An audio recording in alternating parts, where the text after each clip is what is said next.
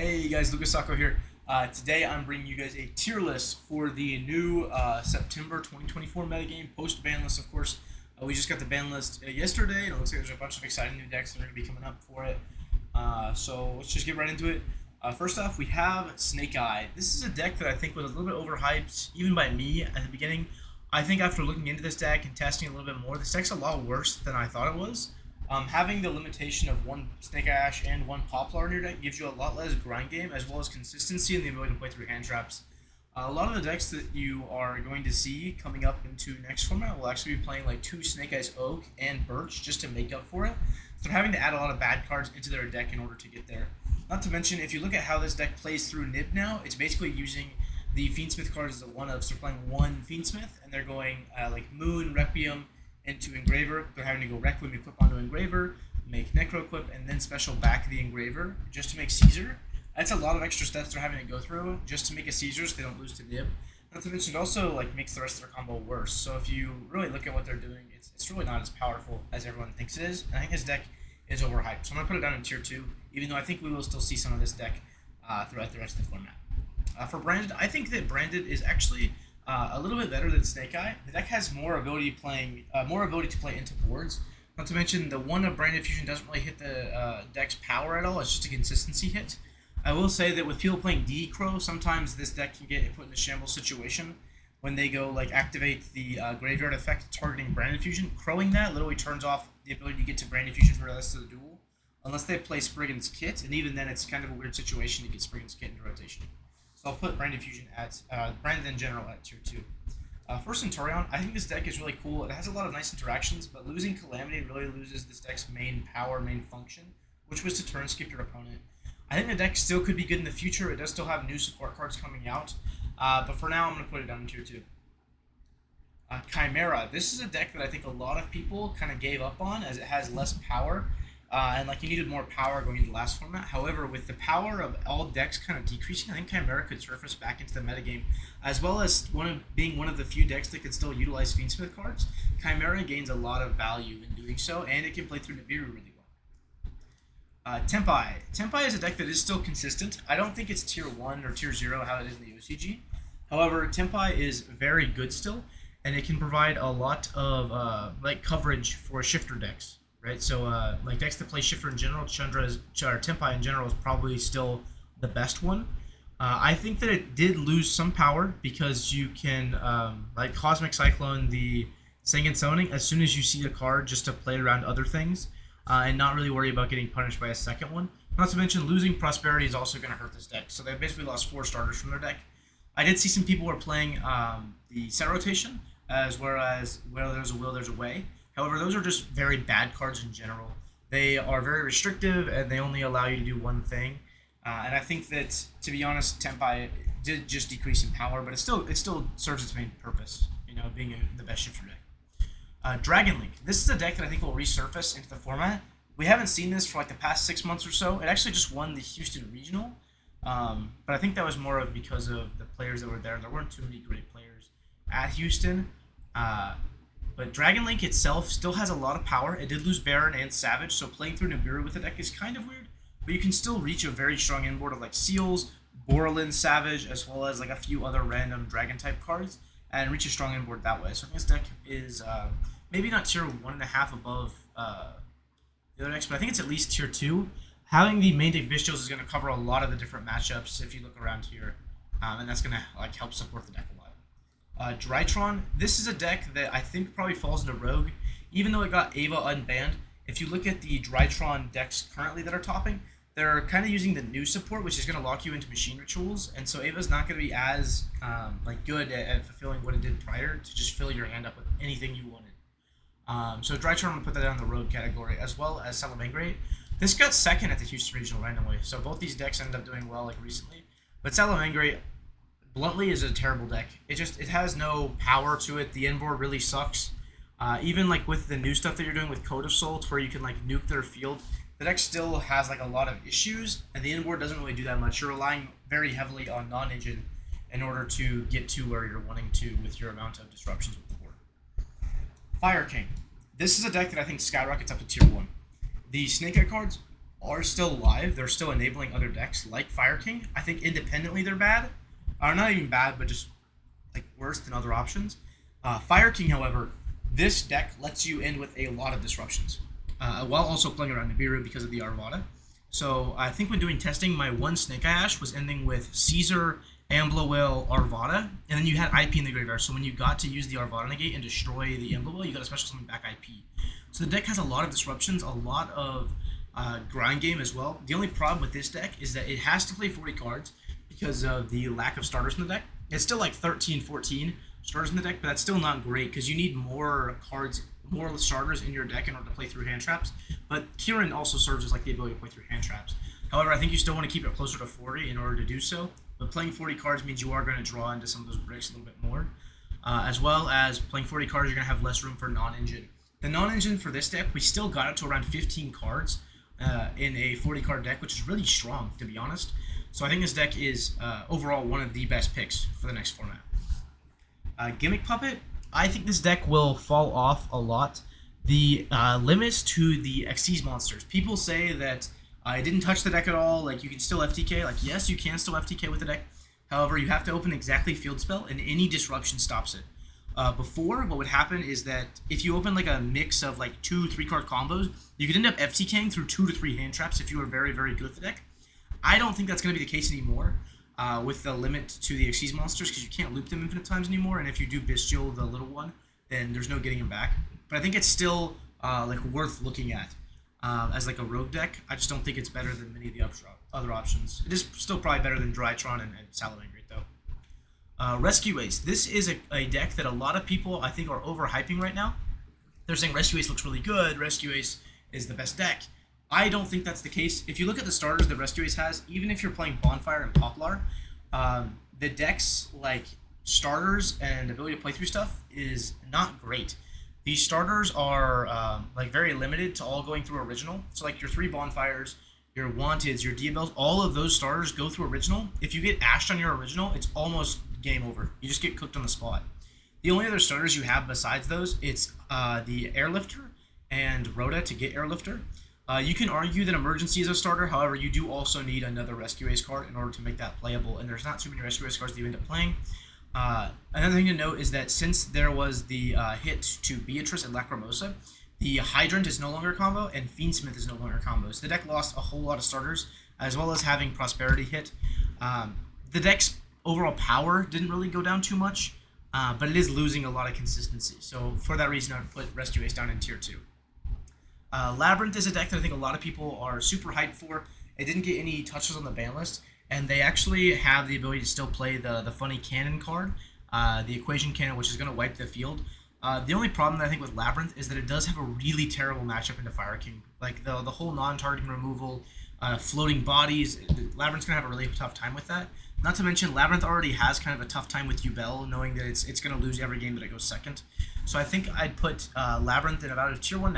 I think it's a little bit better than almost all the decks down here in tier 2.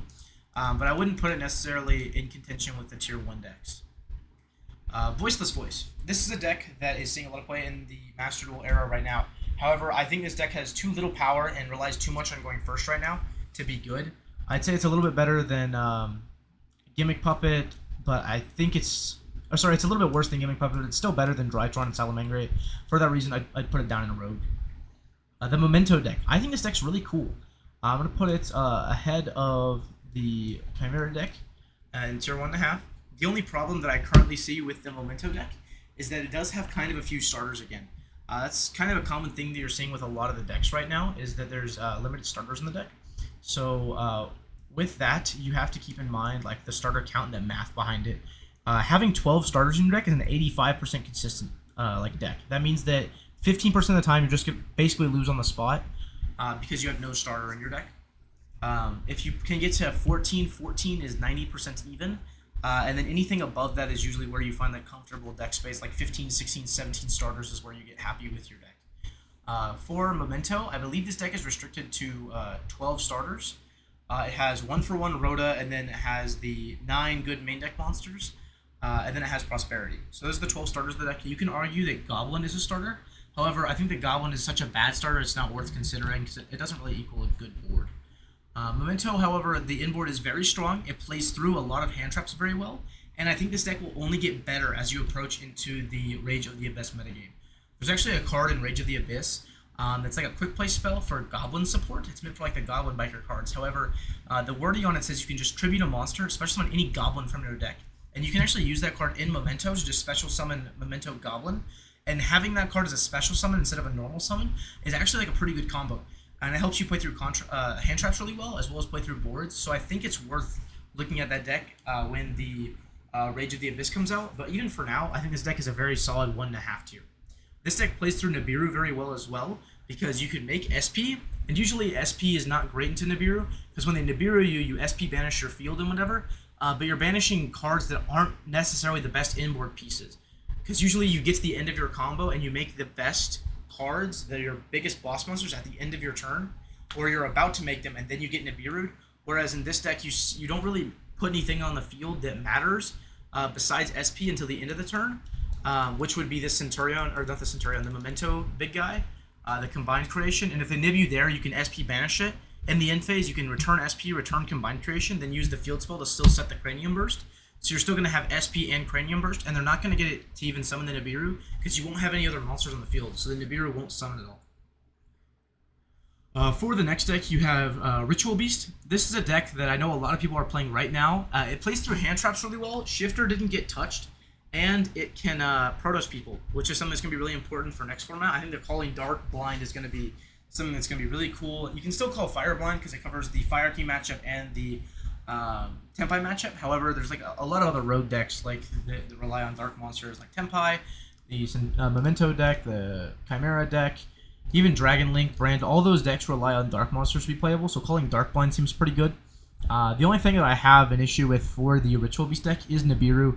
Nibiru still seems very, very impactful, as well as people holding their hand traps. If you look to see what people have been doing against the deck in like a higher end competitive event, they seem to just be holding their Veilers and their Imperms until they reach the end of the combo, and they just Imperm the Protoss. As long as there's no Floodgate on the field, the board seems actually pretty easy to break. And because of that, I'm going to put this at probably the end of tier 1.5. It's definitely better than Labyrinth, probably better than Chimera, but I don't think it pushes into the top 5 decks. Or maybe it like just pushes in there. Anyways, Raisin, or Vanquish Soul in general, I think this is a rogue deck. I don't think there's much to touch on this deck. It's just like a bad version of a Shifter deck. I don't think this deck will really see that much play. Tearlament. This is a deck that I actually have high expectations for. It can still utilize the Fiendsmith cards very cool, very uniquely to end with Caesar, like all the other decks, but it does so in a unique way of using the extra bodies you get from milling.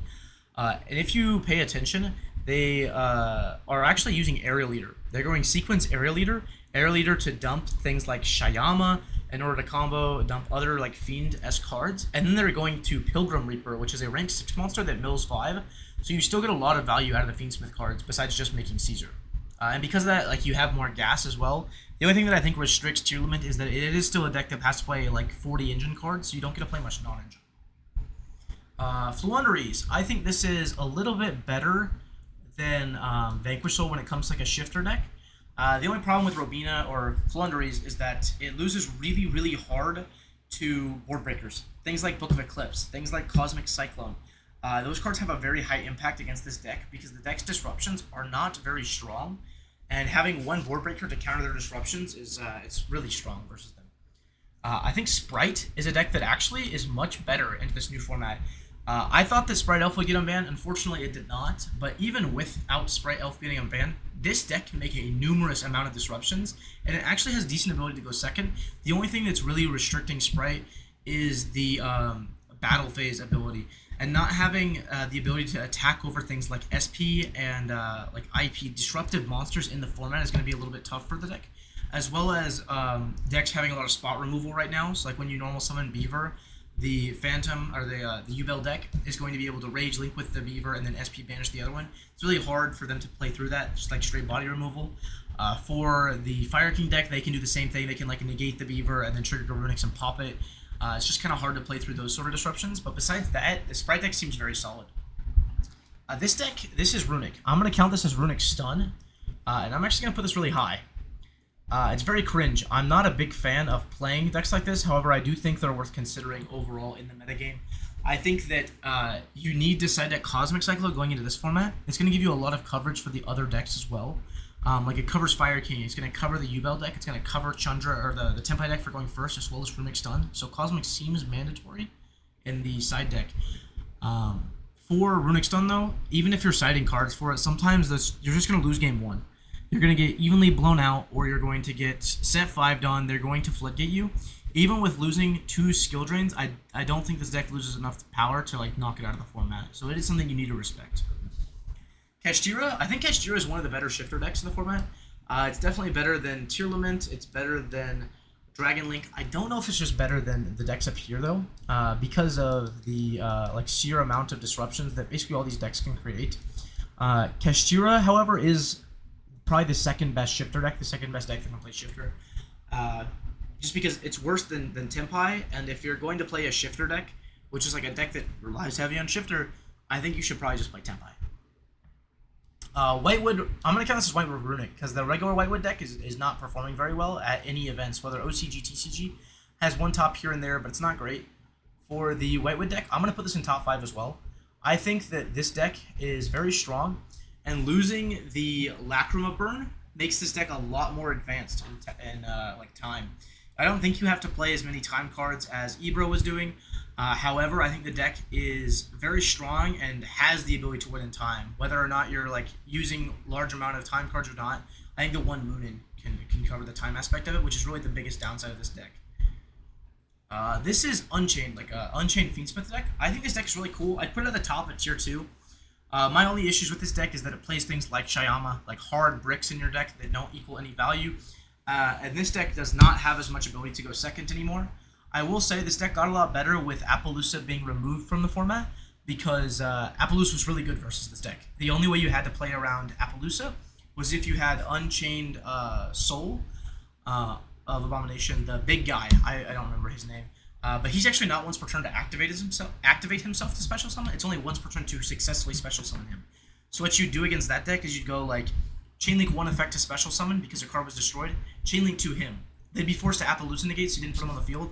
And then the next Chainlink when you destroyed something, you get Chainlink 1 effect to special summon again, and you'd activate him again, and that would continuously chain block the Appaloosa.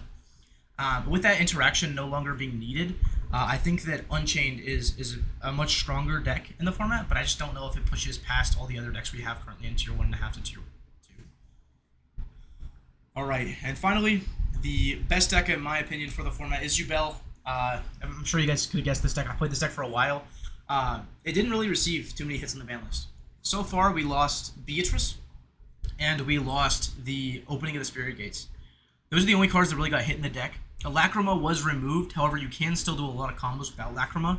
I will say that having Lacrima not in your deck list anymore makes it a lot harder to actually go for the Desiree, but it's fine. Basically, every win board you can get to is like Marudras plus a Soul of Rage, plus like a Trap card, plus Phantom of Yubel, or a Caesar, and you're ending on that consistently every time through hand traps.